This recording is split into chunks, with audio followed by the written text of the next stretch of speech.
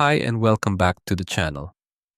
If you're a foreigner watching this right now and you've ever wondered, can I actually own property in the Philippines? Especially if you're thinking about retiring here, moving to Cebu, or investing in Philippine real estate, then you're definitely going to want to watch this video all the way to the end. Because the answer is yes, but it's not as simple as just buying a house and lot and putting your name on the title. There are different rules depending on what type of property you're buying, whether it's a condominium, land, a house and lot, or a commercial property, and how the investment is structured. And while we're driving around Cebu today, I'm going to explain this in a simple, practical way. We'll talk about what foreigners can own, what they generally cannot own, what happens if you're married to a Filipino, how condominium ownership works, what about beachfront properties, leasing land, corporations, and some of the things you should be very careful about before putting your money into Philippine real estate. So stay with me until the end because I'll also share some practical tips that can potentially save you from making a very expensive mistake. And if you're considering buying property here in the Philippines, there's also a useful link in the description that may help you with your research and investment planning. All right, let's get started. So, first, let's answer the big question. Can foreigners own property in the Philippines? The answer is yes. Foreigners can own certain types of property in the Philippines, but there are restrictions, particularly when it comes to land. And this is where many foreign buyers become confused. When people say property, they often think about a house, a condominium, a piece of land, a resort, or a commercial building. But legally, those can be treated very differently. For example, foreigners can generally own condominium units, subject to Philippine laws and the applicable foreign ownership limits within the condominium project. So if you're looking at a condo here in Cebu City, Cebu IT Park, Mactan, or another major development, a foreign buyer may be able to purchase a condominium unit in their own name, provided the project and transaction comply with the applicable rules. That's one reason condominiums are very popular among foreign buyers and investors. But when we start talking about land, that's where the rules become much stricter. Now let's talk about one of the biggest questions I receive. Can a foreigner buy land in the Philippines? Generally, no. Under the Philippine Constitution, private land ownership is generally reserved to Filipino citizens and corporations or associations that meet the required Philippine ownership conditions.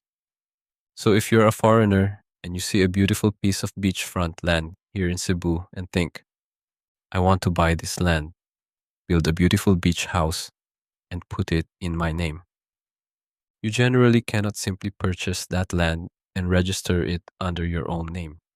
And this is extremely important because sometimes you'll hear people say, oh, don't worry, just put the land in your Filipino friend's name.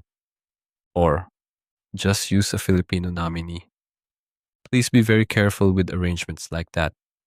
Don't assume that something is legal simply because somebody tells you that's how everyone does it. If you're going to invest a significant amount of money, you want to make sure that your ownership structure is legal, documented, and properly reviewed. This is one of those situations where spending money on proper legal advice before purchasing can potentially save you a much bigger problem later. Now, here's another common question.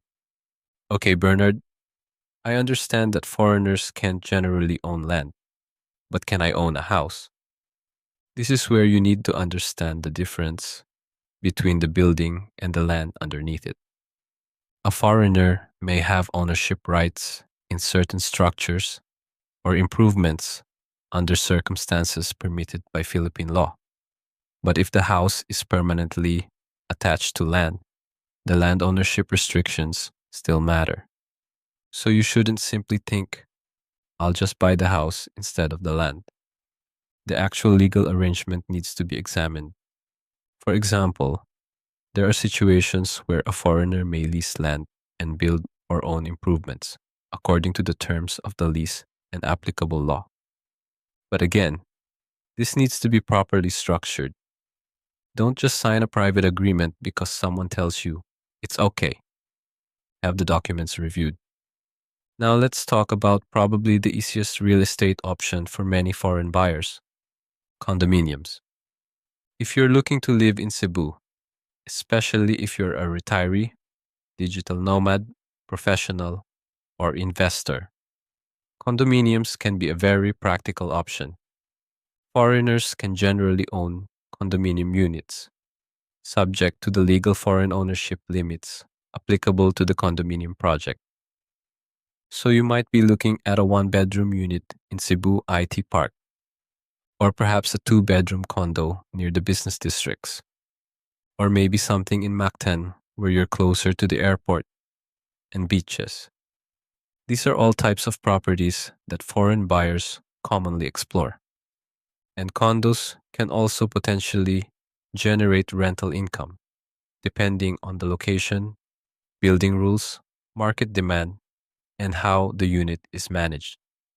But here's another important point: buying a condominium does not automatically give you the right to live permanently in the Philippines. Property ownership and immigration status are two different things.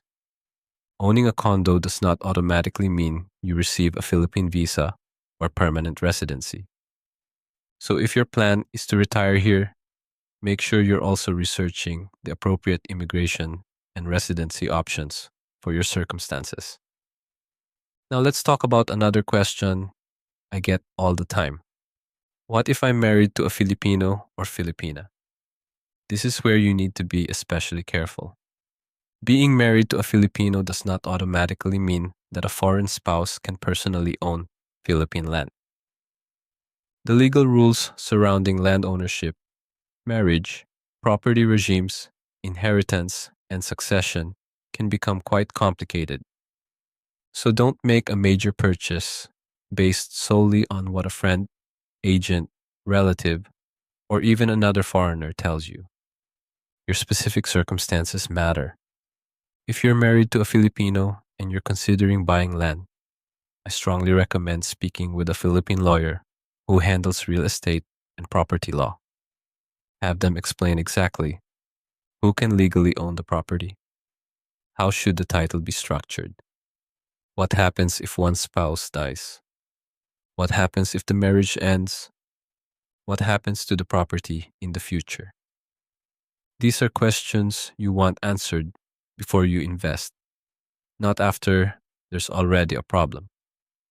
Now, let's talk about something that attracts a lot of foreigners to the Philippines: beachfront property. And here in Cebu, we have some incredible coastal areas. You might see a beautiful white sand beach, crystal clear water, palm trees, and a huge piece of land overlooking the ocean. And you might think, this is it, I'm buying this. But remember what we talked about earlier. If it's land, the same land ownership restrictions apply.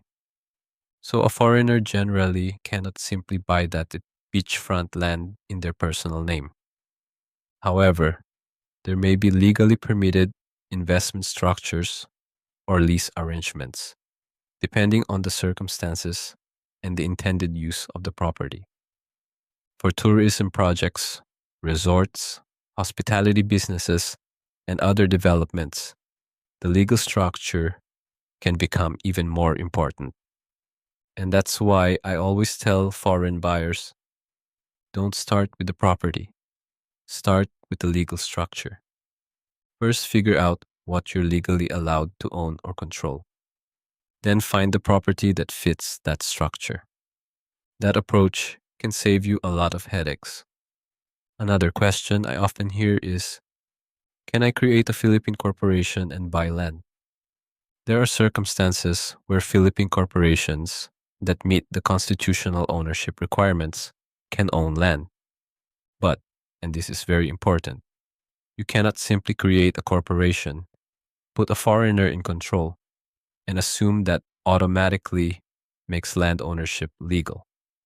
There are ownership, capitalization, registration, governance, and compliance requirements that need to be considered. If you're considering this route for a serious investment, get professional advice. And please don't rely on a template you found online or a random Facebook comment. We're talking about potentially millions of pesos. This is the kind of investment where professional due diligence makes sense. Now let's talk about another option, leasing. While foreigners generally cannot own Philippine land directly, long-term land leases can provide a legal way for foreigners to use property under the terms allowed by Philippine law.